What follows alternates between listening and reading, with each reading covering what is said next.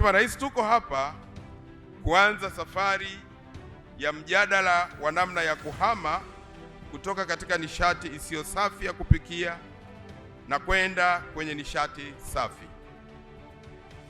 Hii inatokana na ukweli kwamba nishati isiyo safi ina athari nyingi za kiafya, kimazingira, kijamii na kiuchumi kwa jamii na kwa taifa kwa jumla.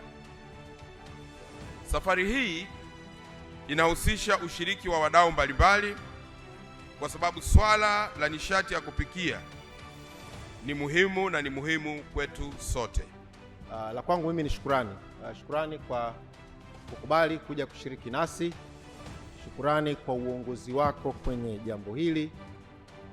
Shukurani kwa miongozo unayotupa na maelekezo sisi katika Wizara ya Nishati kutazama nishati katika upana wake, kwa sababu mara nyingi sisi tunaulizwa kuhusu umeme, kuhusu bei ya mafuta, lakini nishati ambayo inatumika kwenye kila nyumba, kila kaya nchi hii ni nishati ya kupikia.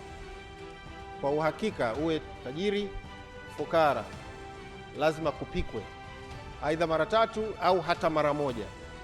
Mheshimiwa Rais, kwa heshima na taadhima, naomba kukaribisha.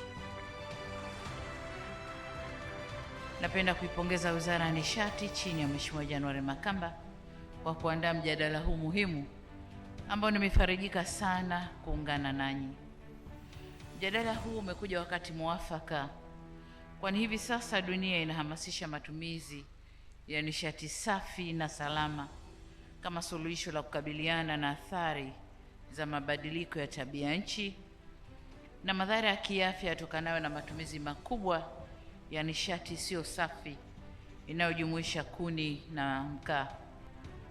Vovote vile tunapika, lakini why nishati safi ya kupikia?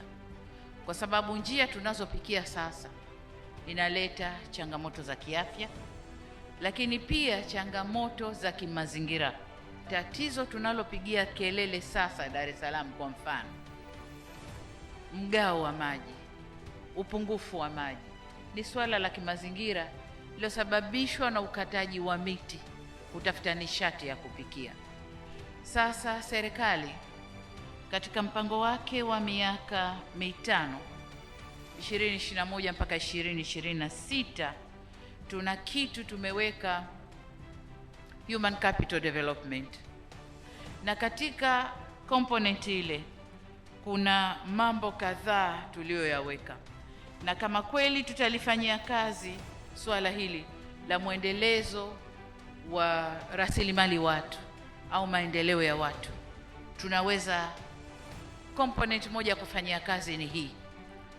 Baada ya kusema hayo, basi niendelee kutoa shukrani zangu kwa wote mlioshiriki kongamano hili, na naamini tukifanikiwa tutakuwa tumeboresha maisha ya Watanzania wengi pamoja na kuboresha mazingira yetu.